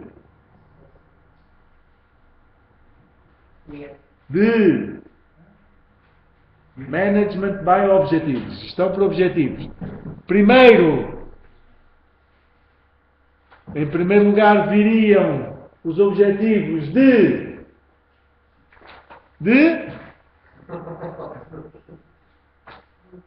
eu tenho o tempo todo. A Carla, 10% a mais na nota. Objetivos de equipa. Depois apareciam os objetivos individuais. E depois a dimensão comportamental. Não falámos nisto? Falámos ou não falámos? Pois agora temos que começar a ligar estas coisas todas, não é? Agora temos que começar a ligar estas coisas todas. Portanto, se eu vou trabalhar agora com quem está na recepção do meu ginásio, eu vou trabalhar isto tudo? Não. Quais são as funções dela? Ótimo, então é nisso que eu vou trabalhar. Eu vou trabalhar dentro desta metodologia. Se eu vou trabalhar com os meus instrutores, é outra coisa. Se eu vou trabalhar com quem me faz a limpeza, é outra coisa. Eu, ao não fazer isto, o que é que eu estou a deixar? Que o serviço seja executado de acordo com, não com o padrão que eu defino, mas com o padrão que tiver na cabeça de cada um. Portanto, o não contrário de fazer isto é deixar que cada um faça como entenda que deve fazer. Isto é lógica, não tem? E então, o ginásio é completamente descaracterizado de uma filosofia de atuação. Porquê? Porque quando está o Manel, é o Manel, até é um tipo porreiro e tal, e que lida bem com as pessoas e tal, mas quando está a Joana, é completamente diferente. Porque a Joana é diferente do Manel, e, portanto, o Manel trabalha de uma maneira, a Joana trabalha de outra. Faço-me entender ou não? Eu agora queria terminar este ponto com um exercício, um script. Como é que nós podemos agora passar isto tudo para um exemplo concreto? Vou-vos dar um script, uma receita. Isto é o ponto extremo de onde podemos chegar em cada um dos processos anteriores. Eu vou dar um exemplo. Um script, chama-se script. O que é o script? Script é a cassete que eu meto na minha cabeça para fazer sempre assim. E depois de eu saber fazer sempre assim, então eu tenho ordem para deixar de fazer sempre assim. Porquê? Porque eu passo a dominar o conceito e então passo a saber interpretá-lo de acordo com aquilo que eu entender ser o melhor. Porque eu passo a dominar o conceito. Então, um bom funcionário é aquele que, sabendo o script, a seguir atua sem segui-lo. Ou seja, adapta-o à realidade do cliente ou do potencial cliente que tem à frente. Mas qual é a primeira regra? Saber o script. A primeira regra não é fazer como ele acha. Não, a primeira regra é saber fazer. É treinar. É fazer. E depois de saber, então, ele passa a poder gerir da forma como... Porquê? Porque ele domina. Então vamos dar este exemplo, que é o exemplo... Que é o exemplo básico que todos nós devíamos ter. Todos nós devíamos ter um script para o atendimento. O que é que vocês acham que é importante perceber quando se faz um script para o atendimento? Que o facto de eu ter... O que é um script então? É eu identificar as tais... O que é que dissemos aqui? Os tais fatores críticos de sucesso, padrões de sucesso. Só que em vez de eu estar a apresentar sob forma de tabela, apresento sob forma de comportamento desejado. Não é aquilo que eu quero que aconteça. Não é? A forma como eu quero que o meu colaborador lide com o meu potencial cliente. O que será o resultado de eu aplicar este script? Provavelmente uma taxa de conversão superior do que aquela em que eu não tenho o script. É isto que se consegue provar. É que se eu tiver scripts destes, eu tenho umas taxas de concretização maiores do que se eu não tiver. Bom, então o que é? Vamos ver se estamos de acordo. Vamos comentar este script. Mas antes de comentar este script, eu queria vos dar 1 minuto só para vocês colocarem no vosso caderno o que para vocês seria o script. Que é para depois vocês olharem para ali e olharem para os vossos apontamentos. Vou-vos dar 2 minutos. E confrontarem a forma como vocês veem o atendimento com a forma como eu vou dar, que não é nenhuma receita que é aquilo e é 100% aquilo. É uma forma. Está bem? Olhar para aquilo. Portanto, O atendimento é como? Imaginando. É recepção, atendimento presencial. Não. Atendimento presencial do potencial cliente do ginásio. Está bem? 2 minutos, só para vocês elencarem. É para vocês, eu não vou pedir que falem. Vou pedir depois para comentar. Só para elencarem, digamos assim, os tais fases, os tais fatores críticos que vocês identificam nessa componente. Está bem?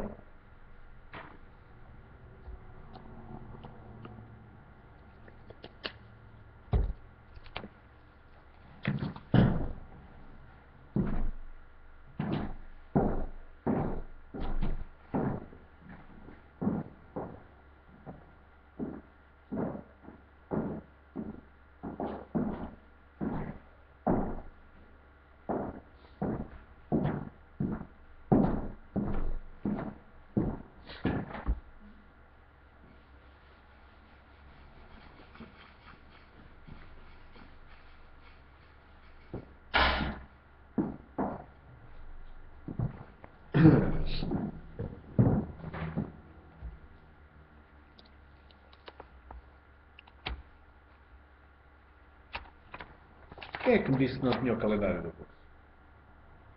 Já toda a gente tem. Estava a ver aqui.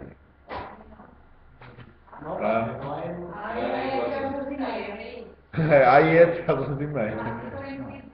No dia 16 não há. E 30 também não há. Alguém não tem esta folhinha? Eu acho que já perdi. É? Eu tenho aqui. Pois, tenho aqui. Temos a passar? Então vamos lá. Estamos já ao bingo, não? Se fizerem 4 respostas na mesma sequência, dizem linha. Está bem ou não? Se acertarem tudo, dizem bingo. Pronto, está feito ou não? E eu tenho aqui um prémio para chorudo. Para quem fizer linha e bingo. Ficamos a apresentar o trabalho no dia 23 de maio. Epá, foi? Ou não, junho. Era o final.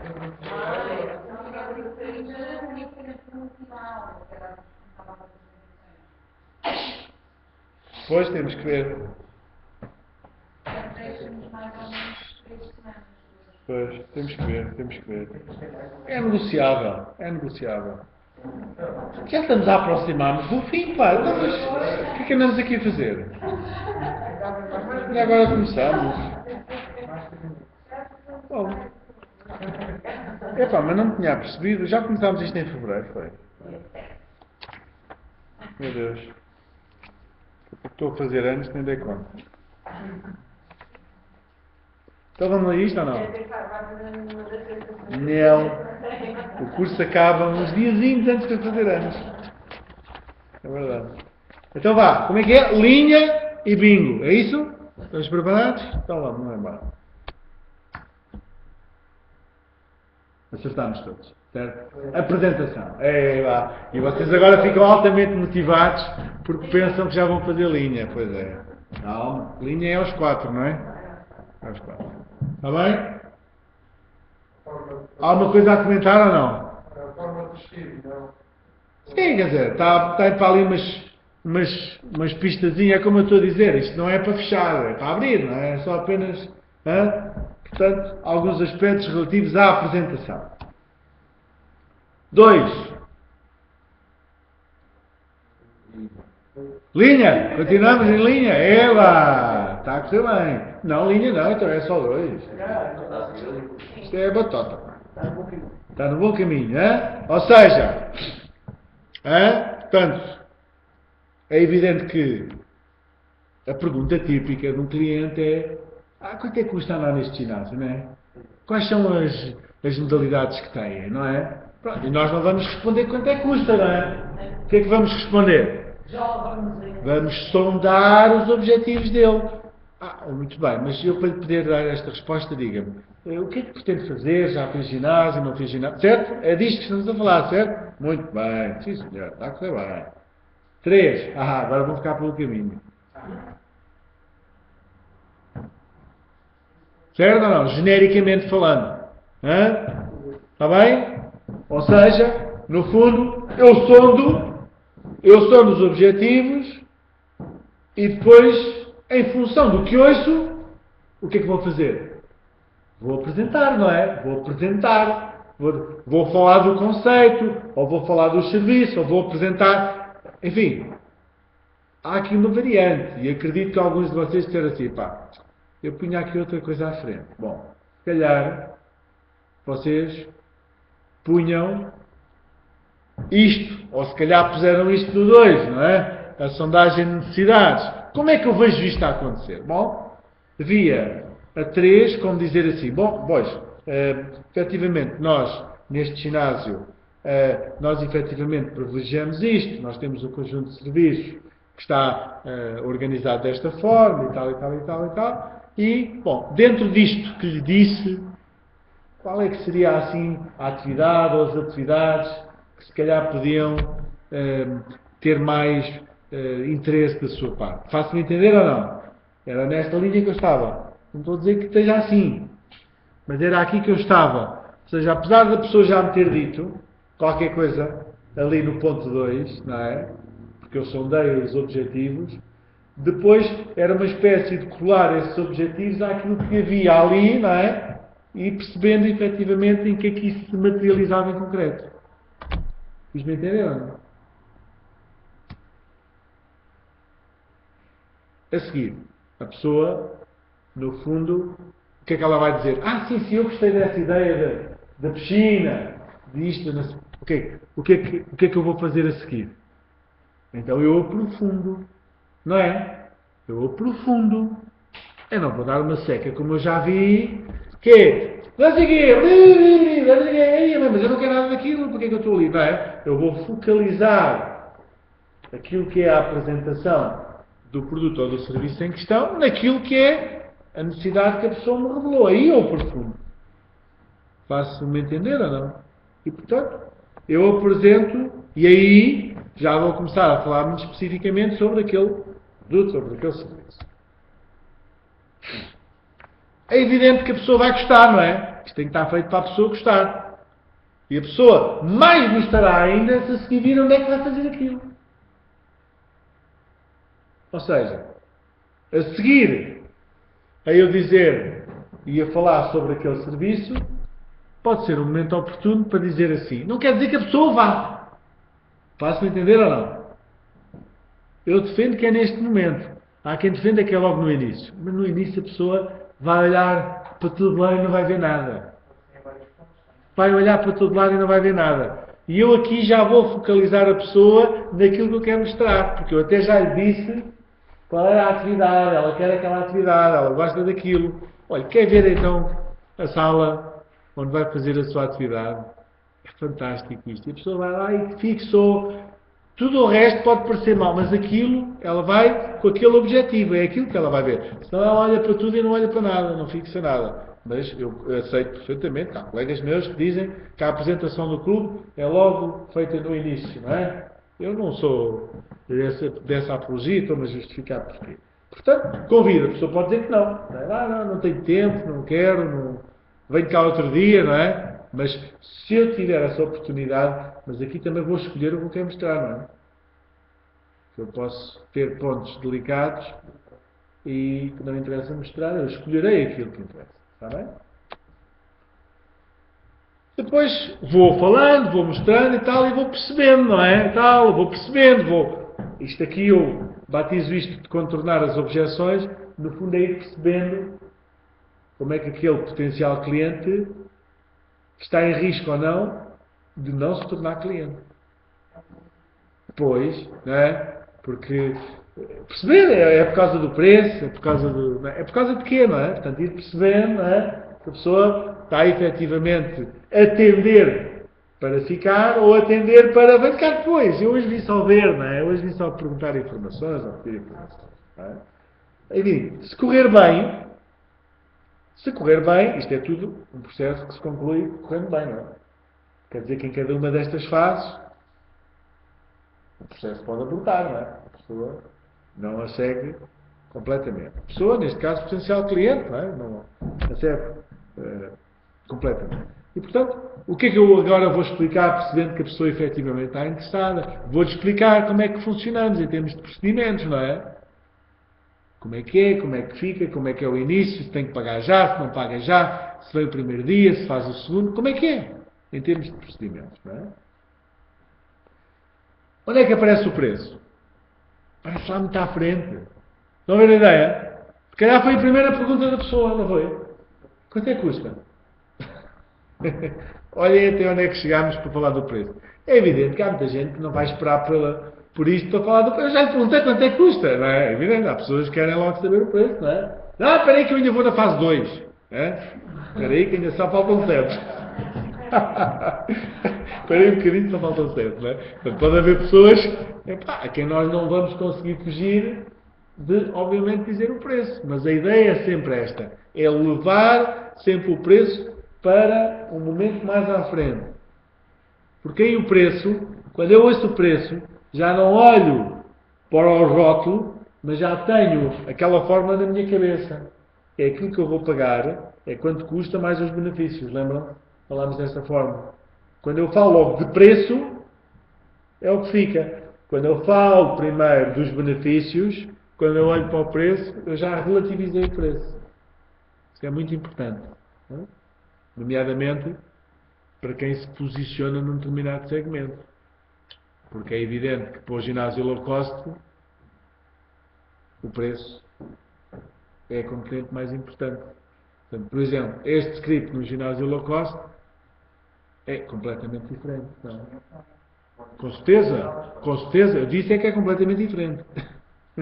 Não é? Estamos a falar de um atendimento de um determinado posicionamento, não pelo fator preço, porque provavelmente no ginásio low cost, em que o fator preço é o mais importante, aparece logo à cabeça, que é para criar a diferenciação, para criar a tomada de decisão, não é?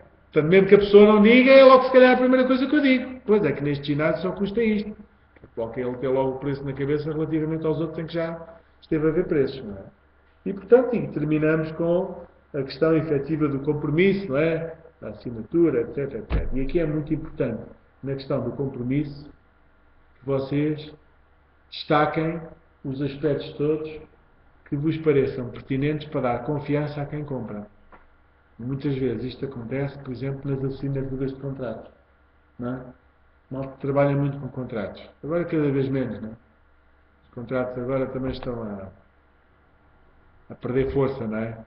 Até mesmo nas grandes cadeias, como sabem, não é? Já está. Mas é muito importante, ao nível de um contrato, a confiança da pessoa poder ler efetivamente quais são as condições, caso tenha que interromper o contrato, caso tenha que parar por alguma razão, etc, etc. Portanto, é muito importante. Está bem? Portanto, meus caros, isto não é assim como eu estou ali a escrever. É uma proposta. Pode ser assim ou pode ser de forma diferente. O que eu pergunto é, faz sentido que eu prepare os meus colaboradores para terem este script ou não? Porque eu até posso dizer assim, bom, meus amigos, isto é como tem que ser. Agora, vocês, a partir do momento em que dominam isto, passam a jogar com esta informação na sequência que vos parecer mais interessante para o tipo de pessoa que têm. Mas sabem qual é a informação que têm que trabalhar. A única coisa que muda, ou que altera, é a sequência. Outra coisa é as pessoas nem sequer saberem qual é a informação que têm que prestar e não terem a ideia da prioridade da sequência. Portanto, não quer dizer que isto é a regra, é a receita. Não, é uma proposta de trabalho. Está bem? Pronto. E isto é, no fundo, a materialização daquilo que estávamos a ver ali. Se identificamos fatores críticos, identificamos padrões de sucesso, como? Fazemos um script. Este é um exemplo de materialização daquilo que é a cadeia de valor que vimos há bocadinho. Está bem? Epá, foi linha? Epá, pronto. Está compromissado, portanto tem que se arranjar isso. Bom, mas isto faz sentido ou não? Faz sentido para nós? Alguma questão? Bom, então vamos ficar por aqui. Vamos fazer então o nosso intervalinho e a seguir projetos de gestão. Está bem?